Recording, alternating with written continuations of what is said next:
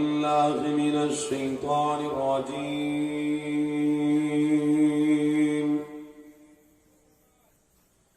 بسم الله الرحمن الرحيم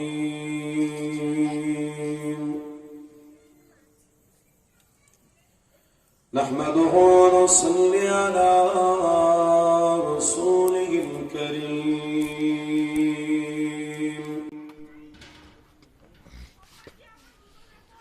أما بعد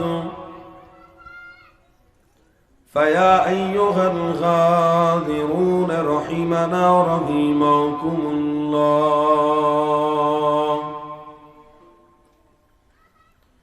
وقال الله تعالى في كلام المجيد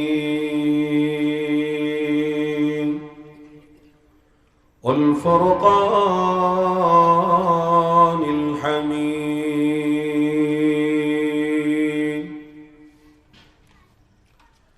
إن الله وملائكته يصلون على النبي يا أيها الذين آمنوا صلوا عليه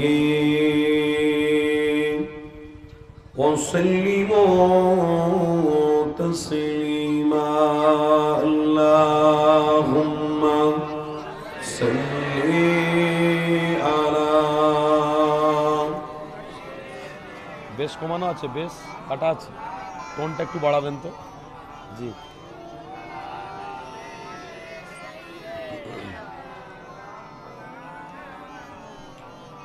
फलक पर चांद जैसा है नबी का नाम ऐसा है फलक पर चांद जैसा है नबी का नाम ऐसा है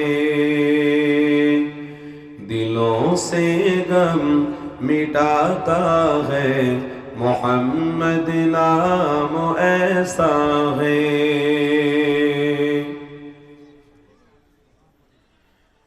ए दिल जब गम के मारा हो मोहम्मद याद आते हैं ए दिल जब गम के मारा हो मोहम्मद याद आते हैं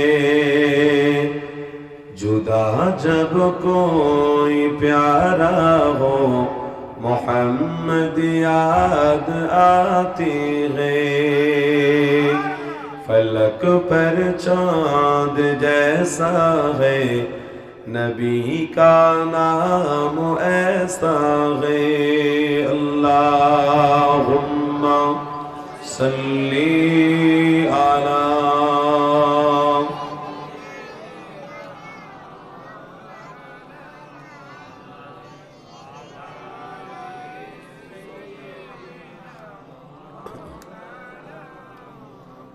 माया घेरा রঙিন পৃথিবী নয় তো সুখের খনি মায়া ঘেরা রঙিন পৃথিবী নয় তো সুখের খনি জান্নাত চির সুখের ঘর জান্নাত চির সুখের ঘর ওগো জানতে যদি তুমি মায়া ঘেরা রঙিন পৃথিবী নয় তো সুখের খনি লা ইলাহা ইল্লাল্লাহ লা ইলাহা আর একটু সাউন্ড দেন না, বক্সের সাউন্ড হালকা দেন না আর একটুখানি বক্স। জি জি জি হালকা হালকা।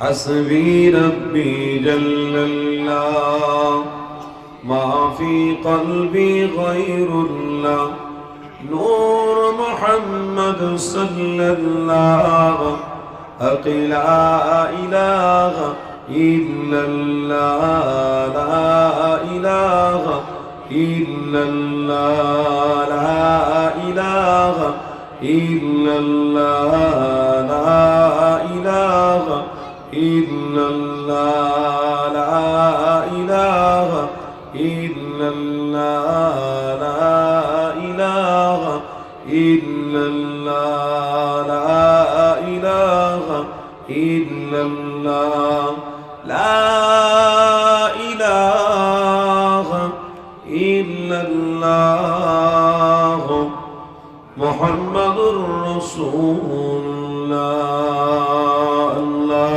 اللهم صل على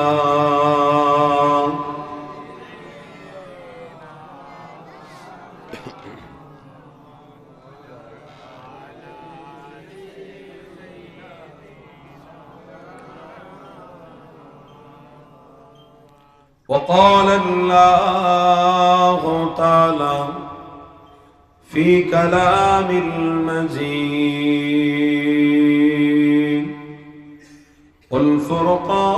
والفرقان الحميد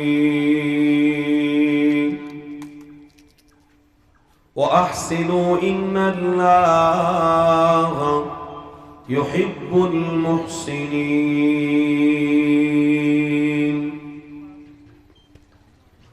وقال النبي صلى الله عليه وسلم من رأى منكم منكرا فليغيره بيده فإن لم يستطع فبلسانه فإن لم يستطع فبقلبه وذلك ضعف الإيمان.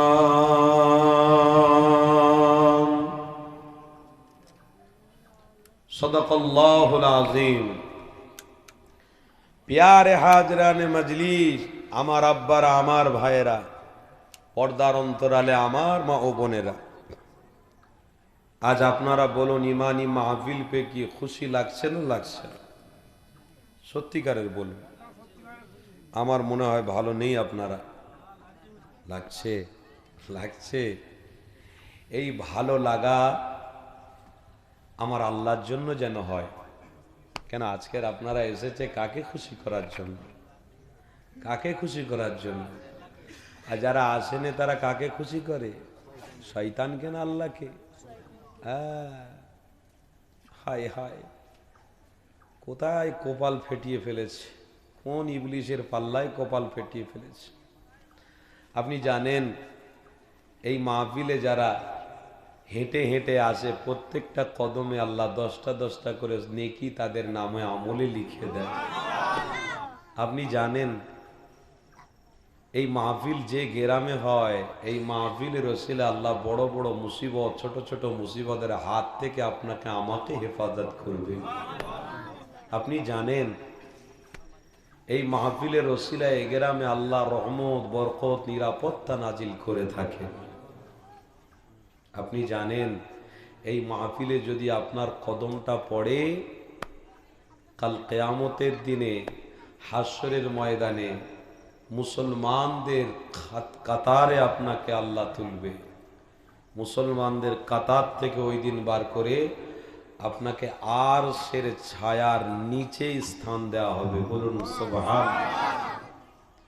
আর আপনার কদমটা যদি শয়তানি কোনো রাস্তায় যায়, শয়তানি কোনো খারাপ গলি, জিনা, ব্যভিচার, অন্যায়ের রাস্তায় থাকে, কিতাবের মধ্যে আছে কাল কিয়ামতের দিনে বহু কাতার হবে। একটা মুশরিকদের কাতার হবে, একটা মুনাফিকদের কাতার হবে, একটা বেদিনদের কাতার হবে, একটা বেঈমানদের কাতার হবে, আর একটা মুসলমানদের কাতার হবে। আল্লাহর কাছে দোয়া চাই আল্লাহ যেন মুসলমানদের কাতারে আমাদের ঘরে দাঁড় করান। বলুন না আমিন। কেন আল্লাহর পবিত্র কোরআন তো সত্য, মিথ্যা নয়। ওই পবিত্র কোরআনের মধ্যে আল্লাহ স্পষ্ট ভাষায় জানিয়েছেন, ইয়া আইয়ুহাল্লাযীনা আমানুত্তাকুল্লাহ হাক্কা তুকাতিহ ওয়া লা তামুতুন্না ইল্লা ওয়া আনতুম মুসলিমুন। হাবিব, আপনি তাদেরকে জানিয়ে দেন তারা যেন মুসলমান হয়ে মরে। তো আমার ব্যাখ্যা বুঝতে পারছেন আপনারা? কি হয়ে মরতে হবে? কি হয়ে মরতে হবে? আচ্ছা, মুসলমানদের ঊর্ধ্বে কে আছে? মুসলমানের ঝান্ডা কে ধরে রেখেছিলেন? কে ধরে রেখেছিলেন? মোহাম্মদুর রসুল ঝান্ডা নিয়ে আগে আগে আছে, তার পিছনে পিছনে তার প্রেমিকরা থাকবে। এই দুনিয়াতেও যদি ওই রকম চলে, কিয়ামতের দিনেও আল্লাহর জান্নাতে রসুলের সাথী হয়েই যেতে পারবে। ঝান্ডাটা উত্তোলন কে করেছেন? রসুল। কে করেছেন? এই দিনের ঝান্ডা, ইসলামের ঝান্ডা কার হাতে ছিল সর্বপ্রথমে? লা ইলাহা ইল্লাল্লাহ মুহাম্মাদুর রাসূলুল্লাহ। ওই ঝান্ডার মধ্যে লেখা ছিল, ওই ঝান্ডাটা সর্বপ্রথমে মজবুত করে ধরেছিলেন আপনার আমার নবী। কিন্তু ওই ঝান্ডাটার রাস্তা দেখানোর জন্য, ওই ঝান্ডাটাকে ধরে মজবুত করে জান্নাতি রাস্তা দেখানোর জন্য পৃথিবীতে এসেছেন আমার নবী। কিন্তু পাঠিয়েছেন কে? পাঠিয়েছেন কে? তাহলে ঝান্ডা প্রকৃত পক্ষে আল্লাহর দেওয়া নিয়ামত। জোরে বলুন। ঝান্ডা ধরে রেখেছেন রসুল, ওটা দেওয়ার মালিক প্রকৃত পক্ষে আল্লাহ। জোরে বলুন। আর মোহাম্মদ রসুল যে রাস্তা দেখিয়েছে, ওটা প্রকৃত পক্ষে জান্নাতি রাস্তা ছিল। আজকের দিনে কাজ চর্চা হচ্ছে, শয়তানের চর্চা হচ্ছে নাকি? কোনো মুশরিক নিয়ে চর্চা হচ্ছে নাকি? আজকের আমরা বসেছি কি শুনবার জন্য? কোরআন হাদিস, আল্লাহর কথা, রসুলের কথা। আল্লাহর কথা, রসুলের কথা শুনলে কামিয়াবি হওয়া যাবে না যাবে না? সত্যি বলছেন? কেন কামিয়াবি হওয়া যাবে? আপনাদের ঘরে একটু ধরিয়ে দিই, না ধরলে আপনারা বলবেন হুজুর কামিয়াবির রাস্তায় কোথায় আছি? সব তো পয়সা, অর্থ, বিল্ডিং, বালি, আপনার গাড়ি বাড়ি, ব্যবসা বাণিজ্য, সব মুগ্ধ হয়েছি। ওই রাস্তাটাই তো ধরে রেখেছি, আবার কামিয়াবি রাস্তা কি? আপনি আকাশের দিকে তাকিয়ে দেখেন, আকাশে তারকাগুলো চকচক করে ফুটে রয়েছে। ও তারকা কি আমার বাপের তৈরি করা? কার? তাহলে আপনি কোন দিকে আছেন? আপনি তাকিয়ে দেখুন, রাতকে দিন, দিনকে রাত করছে কে? কে? আল্লাহর পবিত্র কোরআন বলছে, আল্লাহু লা ইলাহা ইল্লা হুয়াল হাইয়ুল কাইয়্যুম লা তাখুযুহু সিনাতুন ওয়ালা নাওম লাহু মা ফিস সামাওয়াতি ওয়া মা ফিল আরদ মা যাল্লাযী ইয়াশফাউ ইনদাহু ইল্লা বিইذনিহি ইয়ালামু মা বাইনা আইদিহিম ওয়া মা খালফাহুম ওয়া লা ইউহীতুনা বিশাইইন মিন ইলমিহি ইল্লা বিমা শাআ ওয়াসিআ কুরসিয়্যুহুস সামাওয়াতি ওয়াল আরদ। আরশ, কুরসি, দিন রাত, চন্দ্র সূর্য, ওয়াসিআ কুরসিয়্যুহুস সামাওয়াতি ওয়াল আরদ ওয়ালা ইয়াউদুহু হিফযুহুমা, মানে সমস্ত খবর কে জানে? হিফযুহুমা। ওয়াসিআ কুরসিয়্যুহুস সামাওয়াতি ওয়াল আরদ ওয়ালা ইয়াউদুহু হিফযুহুমা ওয়া হুয়াল আলিয়্যুল আযীম। তিনি হলেন রহমান আল্লাহ। জোরে বলুন সুবহানাল্লাহ। কপাল ফাটা মুসলমান। আজ পৃথিবীতে যত ধর্ম আছে, যে যার ধর্ম অবলম্বীরা যে যার ধর্মটাকে মজবুত করে ধরে রেখেছে, কিন্তু আজ কপাল ফাটা মুসলমান ইসলামটাকে ভালোভাবে বুঝতে পারেনি, ধরে রাখতেও পারেনি। এটার জন্য দুর্বলতা আপনার আমার। শুধু মাহফিল করে আমরা ছেড়ে দিই, কিন্তু হাকিকাতে রসুলের প্রেম নিয়ে বাড়ি ফিরতে পারি না। শুধু খাওয়াতে আমরা সীমাবদ্ধ করে দিই, তাবারুকে সীমাবদ্ধ করে দিই, হাকিকাতে রসুলের প্রেম নিয়ে আমরা একজনও নিয়ত করে উঠে যাই না যে আল্লাহ আপনার দাসত্ব জীবনভর যতদিন বাঁচব করে যাব। শুধু মাহফিল কেন্দ্রিক। আমাদের ঘরের মায়েরা, আমাদের ঘরের বোনেরা ওই দিনে বেরিয়ে বেরিয়ে রাস্তায় কিছু কিনবে, আনন্দ করবে, ফুর্তি করবে, এতেই আমরা সীমাবদ্ধ করে রেখেছি। কিন্তু মাহফিল কেন্দ্রিক আমার একটা মা, একটা বোন প্রতিজ্ঞাবদ্ধ করলো না, আল্লাহ আমি গুনাহ করে ফেলেছি, আমার স্বামীর আড়ালে অন্যায় করে ফেলেছি, আল্লাহ তওবা করছি, যতদিন বেঁচে থাকবো স্বামীর খিদমত করব, হিজাব নিয়ে বেঁচে থাকবো, আল্লাহ মৃত্যু পর্যন্ত যেন আমি ফরজের উপরে, রসুলের সুন্নতের উপরে টিকে থেকে মরতে পারি। কেউ আমরা প্রতিজ্ঞাবদ্ধ কোনোদিন করেছি? করার মন মানসিকতা থাকলে তবে তো। আর মন মানসিকতা কখন আসবে? যখন আপনার দিলেতে মোহাম্মদ রসুলের প্রেম থাকবে। আপনার দিলে থোড়ি প্রেম আছে, থোড়ি আল্লাহর ভয় আছে। তোর আল্লাহর ভয় যদি থাকতো তো একজন হারাম খেত না। কি বলছেন আপনি? গরিবী অবস্থায় থাকবো তো কি হয়েছে? যতটুকু দিয়েছে আল্লাহ মাল, অতটুকু নিয়ে শুকরিয়া আদায় করবে।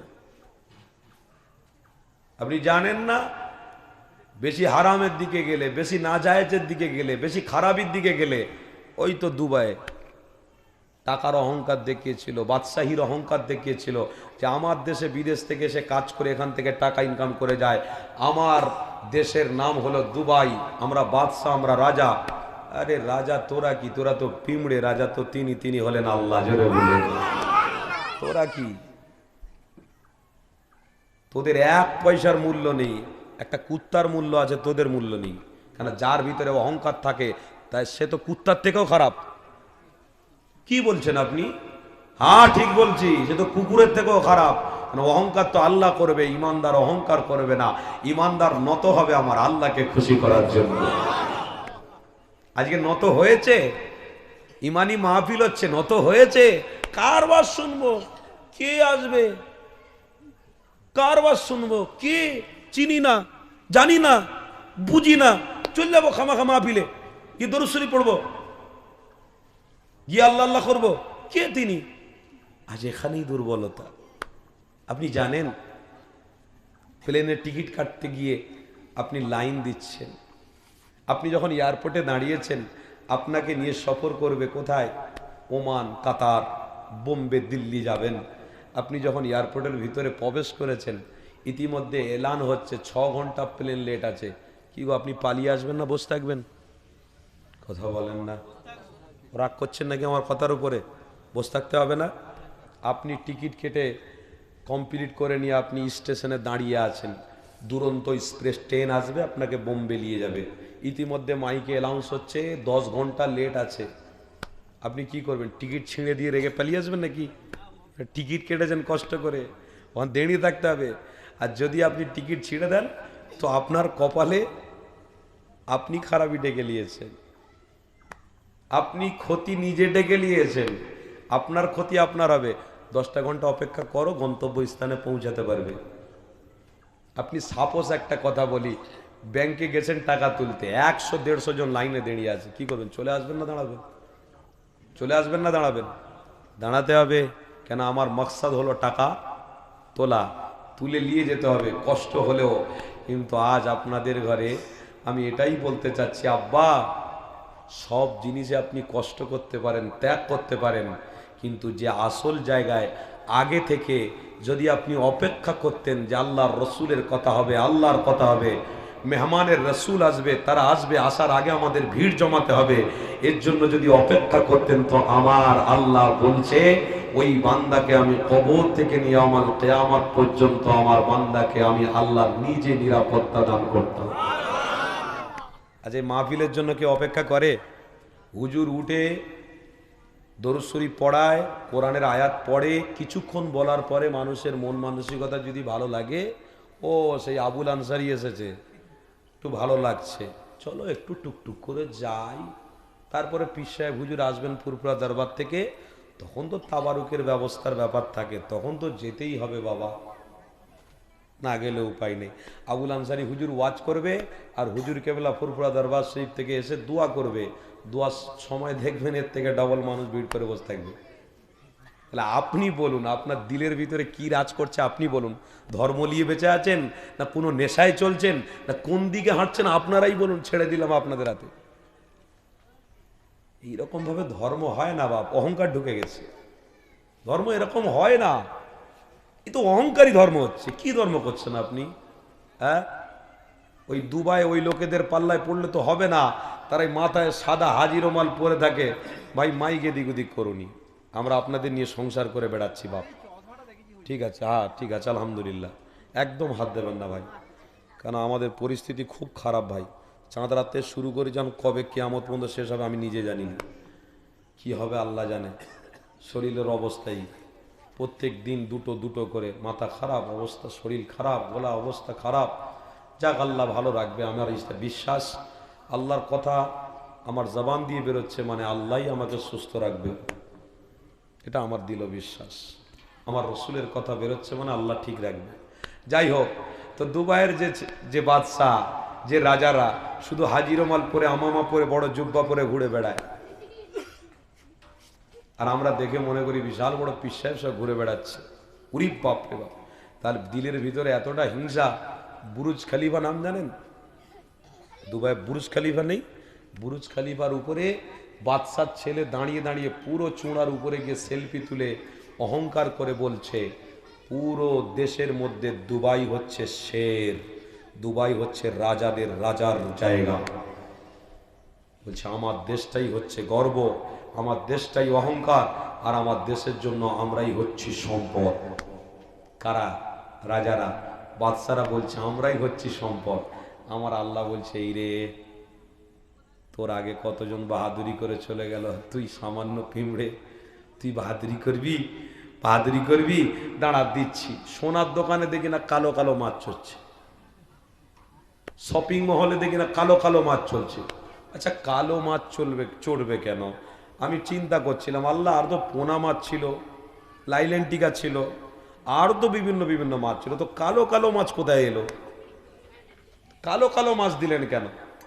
আল্লাহ এটাই প্রমাণ করাতে যাচ্ছে, দুবাইয়ের বাদশাহ পিঁমড়ের যোগ্য নয়, তুই কালো কালো মাছ এই জন্য দিয়েছি কেননা কাবার গেলাপটাও কালো, তার মালিক আমি আল্লাহ। চিনে নে,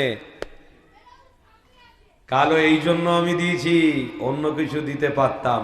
আমি সেখান থেকে একটা চিন্তাধারা করে হাদিস দেখলাম, বার করলাম, বার করে আমার মাথায় এলো, ও নবী পাকের আসার 50 বছর আগে, কত বছর আগে? নবী আসার 50 বছর না, ওই বছরে নবী আসবে, ঠিক বুঝতে পারছেন? হ্যাঁ সহি হাদিস, ওই বছরে মনে হয় নবী আসবে, পৃথিবীর জমিনে তাশরীফ আনবেন। আপনারা সবাই জানেন আবরাহা বাদশাহ কি গো কাবা শরীফ ভাঙতে যাচ্ছিল না, যাই হাতি বাহিনী নিয়ে অহংকার করে নাচতে নাচতে মজা করতে করতে যাচ্ছিল। তো হাদিসের মধ্যে পাওয়া গেছে আবাবিল, ছোট্ট ছোট্ট আল্লাহর মখলুক, তারাও রঙে কালো ছিল, এসে তাদের ঘরে ধ্বংস করেছে। তাদের নাম চিহ্ন, তাদের গোস্ত পর্যন্ত খুঁজে পাওয়া যায়নি। একেই বলা হয় আল্লাহ। জোরে বলুন। আপনাদের তাই বলছি, অহংকার নিয়ে ধর্ম করবেন না, খবরদার, একটু পরিবর্তন হবে। কেননা আমার আল্লাহ অহংকার পছন্দ করে না। আপনার আমার মধ্যে যদি অহংকার থাকে, আল্লাহ পাক জানিয়ে দেয়, ওরে আমার বান্দা বান্দিরা, এই দুনিয়াতে আমি আল্লাহ তোমাদের পাঠিয়ে খাবার দিয়ে, সব কিছু আমি আল্লাহ নিয়ামত দিয়ে তোমাদেরকে উপকার করেছি, লস তোমাদের করিনি। ওরে আমার বান্দা বান্দিরা, এই পৃথিবীতে তোমরা যা কিছু পাচ্ছ এগুলো সব আমার দেওয়া নিয়ামত, আমি আল্লাহ তোমাদেরকে দান করলাম। এই নিয়ামত নিয়ে তোমরা অহংকার করো না। এটা খাচ্ছি, ভালো আছি, সুস্থ রয়েছি, সবল রয়েছে, এই অহংকার তাকাব্বুর নিয়ে আমল করো না। এ যুবকেরা, তরুণীরা, আল্লাহ নবী তাই 2000 বছর আগে তোমাকে আমাকে মানবতার রাস্তা দেখাতে গিয়ে, অহংকার মিটাতে গিয়ে আল্লাহ নবী কতটা কষ্ট করেছে, আল্লাহ নবী কতটা দুঃখ পেয়েছে, তবু আমার নবী ইসলামের প্রচার প্রসার ছেড়ে দেয়নি। আল্লাহ নবী আমার ইসলামের প্রচার প্রসার আরো জোরে জোরে করতে লেগেছে, আরো মজবুতির সঙ্গে করতে লেগেছে। কারোর দিকে তাকায় নে। আল্লাহ নবী দুনিয়ার বাদশা বিগুল্লাহ কারোর দিকে লক্ষ্য করেন। কেননা নবী আমার জানে আল্লাহ আমাকে একটা কাজ দিয়ে পাঠিয়েছে। ওই কাজ হলো আল্লাহর বান্দা বান্দীদের ঘরে এই পৃথিবী থেকে যখন তারা চলে যাবে তাদের জন্য আল্লাহ যেন জান্নাতি ব্যবস্থা করে দেয়। আমার নবী পাক জান্নাতি রাস্তা দেখাতে এসেছিল। আমার নবী পাক তাই তো সাহাবাদের জানিয়েছে আমার উপরে কষ্ট দুঃখ আসছে, আমি হাবিব এগুলো সব সহ্য করে নেব, আমি হাবিব এগুলো সব গ্রহণ করে নেব, এতে আমার কোনো দুঃখ নাই। কিন্তু এর বিনিময়ে আল্লাহর কাছে আমি সুপারিশ করব। আমার রক্তের বিনিময়ে কাল কিয়ামতের দিনে আমার রক্তের বিনিময়ে আল্লাহর কাছে আমি গুনাহগার উম্মতিদের জন্য জান্নাত চাইব। আরো জোরে বলুন। তিনি হলেন সেই রহমতের নবী। কপাল ফাটা মুসলমান আজ রবিকে আমরা দিলে বসাতে পারলাম না। আফসোস, বড় দুঃখ লাগে। আমার নবী যখন সঠিক রাস্তা দেখাচ্ছে তখন কষ্ট দেওয়া হচ্ছে, আঘাত দেওয়া হচ্ছে, কিন্তু ওই নবী বলছে আমি কিয়ামতের দিন আমার রক্তের একটা ফোঁটার বিনিময়ে আমার হাজার হাজার উম্মতিকে রক্তের বিনিময়ে আমি নাজাত করে জান্নাতে নিয়ে যাব। আপনি উঠে দাঁড়িয়ে বাবা আদম আলাইহিস সালাতু ওয়াস সালাম থেকে ঈসা নবী পর্যন্ত কই বলুন দেখি কোন নবী তার উম্মতকে এরকম দয়া দেখিয়েছে? কোন হাদিস দেখাতে পারবেন? উঠে দাঁড়িয়ে বলুন দেখি নিজে, হুজুর আমি একটা হাদিস পড়েছি, আব্বা ইব্রাহিম তিনি উম্মতের প্রতি দয়া দেখিয়েছে, মায়া দেখিয়েছে। আহ, এইরকম মায়ার নবী আর পাওয়া যাবে গো? কি গো বলেন না আব্বারা? হ্যাঁ, এইরকম মায়ার নবী পেয়ে আজকের আমরা যে কাজ, যে অন্যায় করি, আল্লাহকে সাক্ষী রেখে বলছি এই অন্যায়ের প্রতিফলন কিন্তু আমার রসুলের বিরোধী করা। উম্মত এত অন্যায় করতে পারে? উম্মত এত খারাপ কাজ করতে পারে? অথচ নবী আপনাকে আমাকে জান্নাতের রাস্তা দেখাতে গিয়ে কষ্ট করেছে, আর উম্মত সুখ পেয়ে আনন্দ পেয়ে রসুলের খাতিরে আজ সম্মান পেয়ে উম্মত গুনার দিকে চলে গিয়ে আমার রসুলকে ভুলে গেছে। আরে আমার নবী পাকের কথা যদি আরো বলি আমাদের জান শান্তি হবে। তবে একটা কথা আপনাদের জানিয়ে দিই, যাদের দিল ভালো, যাদের ভিতরে নবীর প্রেম রয়েছে, অবশ্যই তারা শান্তি পাবে, নয় কেউ শান্তি পাবে না। যদি তাদের দিলের ভিতরে শয়তানের ভ্রম থাকে, কোনদিন তারা নবী চিনবে না, কোনদিন তারা রসুলকে বুঝবে না। কিন্তু আমার আব্বারা, বোনেরা, আমার মায়েরা, এই যুবকেরা, আল্লাহ নবী নবী দয়া নবীকে চেনা এটা আপনার আমার জন্য নিয়ামত। আল্লাহ নবীকে ভালোবাসা এটা আপনার জন্য আমার জন্য জান্নাত। আল্লাহ নবীকে প্রেম করা এটা আপনার আমার জন্য মাগফিরাত। যদি আমার রসুলকে ভালোবাসতে পারি তাহলে আমাদের জন্য নাজাত রয়েছে। আমার রসুলকে যদি ভালোবাসতে পারি তাহলে আমার আপনার কপালে মাগফিরাত রয়েছে। আমার নবীকে যদি ভালোবাসতে পারি আমার কপালে জান্নাত জুড়বে। আল্লাহ নবী নবীকে যদি ভালোবাসতে পারি আমাকে পৃথিবী সম্মান করবে। আপনার নবী নবীকে যদি আমরা ভালোবাসতে পারি তাহলে দুনিয়া কবর আখিরাত এই তিন জায়গা থেকে আল্লাহ আমাদেরকে সম্মানের পাত্র বানাবে। কেননা কবরের আশ অবশ্যই যাবে, আপনাকে আমাকে কবরে যেতে হবে। আজ না হয় কাল কবরে যেতে হবে। আজ আমরা রয়েছি, কাল থাকবো না। এই বিষয়ে নবী আমার স্পষ্ট ভাষায় জানিয়ে দিলেন। এ বাবা সাহাবারা, আমি নবী তোমাদেরকে জানিয়ে দিলাম দুনিয়া ফাইন্নাহা লাইসা বিদারি মাকাম ওয়ালা তাতমাউ ফিহি দুনিয়া ওয়ালা খালাতু আলফা আমিন ওয়া সুইলাল্লাহ। আমার নবী পাক সাহাবাদের জানাতে লেগেছে, এ বাবা সাহাবারা, আমি নবী তোমাদেরকে জানিয়ে দিই, এই পৃথিবী আজ আছে কাল থাকবে না। দুনিয়া কখন ধ্বংস হবে তোমরা কেউ বলতেও পারবে না। কোন মানুষ কখন মারা যাবে তোমরাও কেউ জানো না। তোমাদের বলার মতো ক্ষমতা আল্লাহ দান করেনি। দুনিয়া থেকে যখন মরে যাবে অবশ্যই আল্লাহর ডাক আসবে, চলে যাবে, কিন্তু ক্ষমতা তোমাদের দেওয়া হয়নি। 100 বছর, 200 বছর, 300 বছর বাঁচবে।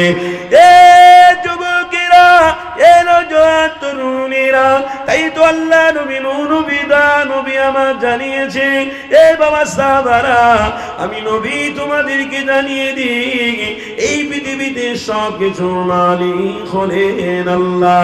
আমার রব জানিয়ে দিয়েছে, ও আমার হাবিব, আপনি তাদেরকে জানিয়ে দেন, তারা দুনিয়াতে যতদিন বাঁচবে দাসত্ব যদি আমার গণে, আমার রাসূলকে দিলে বসিয়ে ফেলে, অবশ্যই আমি আল্লাহ জানিয়ে দিলাম তাদের লাশটা কবরে আসবে, এক এক করে সবাই মাটি দিয়ে চলে যাবে, কিন্তু আমি আল্লাহ ওই কবরে আমার রাসূলুল্লাহকে হাজির করাবো।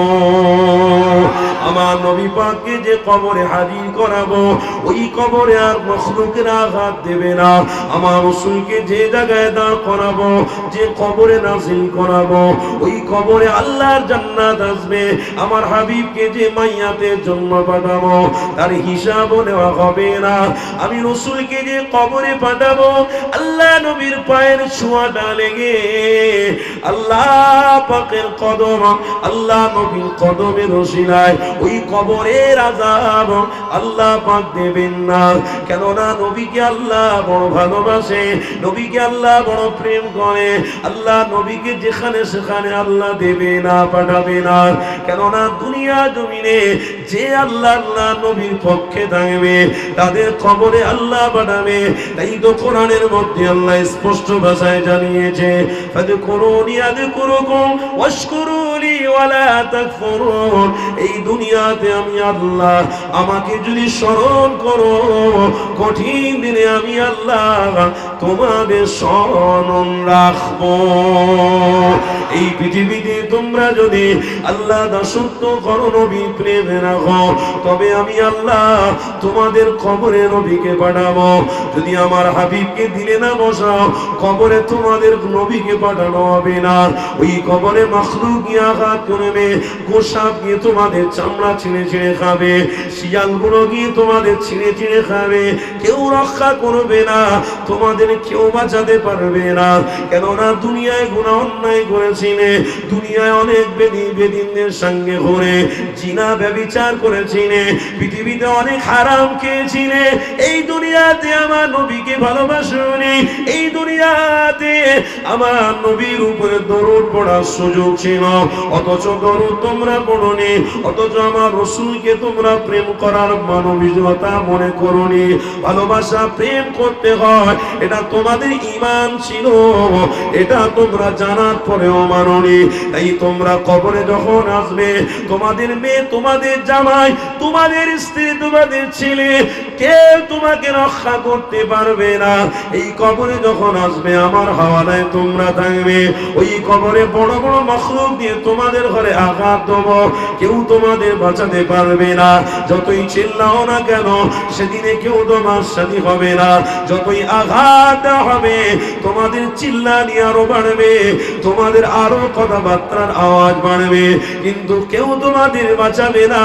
যদি তোমরা দুনিয়া জমিনে সময় পাওয়ার পরেও, হায়াত পাওয়ার পরেও, তাই তো আল্লাহ পবিত্র কোরআনে জানিয়েছে, ওরে আমার বান্দা বান্দিরা, সূরা মুলকের মধ্যে আল্লাহ স্পষ্ট জানিয়েছে, তাবারাকাল্লাযী বিয়াদিহিল মুলক ওয়া হুয়া আলা কুল্লি শাইইন কাদির আল্লাযী খালাকাল মাউতা ওয়াল হায়াতা লিয়াবলুয়াকুম আইয়ুকুম আহসানু আমালা।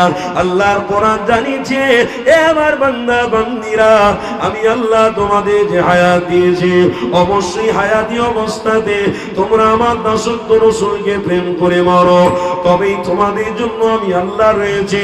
যদি আমার দাসত্ব না করে এই পৃথিবীতে তোমরা ইচ্ছা মতন চলো, আনন্দ করো, ফুর্তি করো, তবে আমার বান্দা শুনে রেখে দাও, তোমাদের কঠিন দিনে আমি আল্লাহ আমার কোনো সাহারা থাকবে না, ওদিনে তোমাদের ঘরে নাজাত হবে না। এ যুবকেরা, এ নওজোয়ান তরুণীরা, তাই তো আমার নবী পাক আজ থেকে 3000 বছর আগে আল্লাহ নবী সাহাবাদেরকে জানিয়েছে, এ বাবা সাহাবারা, আমি নবী তোমাদেরকে জানিয়ে দিলাম, তোমরা ধরে রাখো মজবুত করে আল্লাহ তার রাসূলকে। যদি মজবুত করে ধরে রাখতে পারো, আমি নবী তোমাদেরকে জানালাম, তোমাদের জন্য কোনো চিন্তা নাই, রাসূল তোমাদের সাথে থাকবে। আরো জোরে বলো। সব মজবুত করে ধরে রেখেছেন তো? কিরাম রেখেছেন বোঝা যাচ্ছে। 100%-এর মধ্যে 75% ইবলিশের রাস্তা, মাত্র 25% আমার আব্বা আমার ভাইরা আল্লাহ আল্লাহ নবী নবী করছে। এই রকম ধরা 1 পয়সা মূল্য নেই বাপ। যা হচ্ছে সমাজে সব তো বুঝতে পারছি। যদি মজবুত করে ধরে রাখতাম তো আগের ঘরে আমার মুরব্বীদের কথা আমরা মনে করতাম যে সত্যি তারা ধরে রেখেছিল কেমন, আর আমরা কেমন ধরছি। আপনারা হুগলি জেলার মানুষ, কি গো তাই তো নাকি?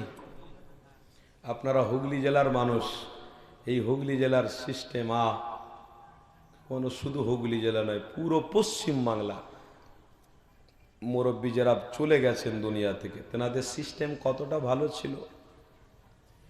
নিজের জামাইকেও ঘরে ঢুকতে দিত না, দলিজ করা থাকতো, দলিজে এসে বসো, সেখানে অপেক্ষা করো, মেয়ে বাড়িতে গেছে, যদি দেখবার প্রয়োজন হয় তো সব থেকে সেফ সাইড করে দেখাশোনা করে আপনার দেখা সাক্ষাৎ করে আপনি বেরিয়ে যান। না ভাবিকে দেখতে পাবে, না শাউড়িকে দেখতে পাবে, না নিজের শালিকে নজর দিয়ে দেখতে পাবে। কিরকম ধরেছি বুঝতে পেরেছেন তো? হ্যাঁ, আসলে নতুন বিয়ে হচ্ছে, বিয়ে বাড়ির আইটেম কীরকম, ওরে বাপরে, এখানে ফুচকা, ওখানে চিকেন, ওখানে কাবাব, ওখানে আইসক্রিম, ঘুরে ঘুরে খাও। আর যত শালি আছে সবকে দেখে দেখে মজা নাও। কি গো, হচ্ছে না হয়নি? হ্যাঁ, সব ভিআইপি হয়ে গেছে, ইমানদার সব ভিআইপি হয়ে গেছে। হ্যাঁ, ইমান চোর বেরিয়েছে। ওই ইমান চোরদের পাল্লায় পড়ে আজ আমাদের ইমানটাকে দুর্বল করে ফেলতে, আমাদের পিছু পা হটতে 1 মিনিটও আমরা দেরি করিনি।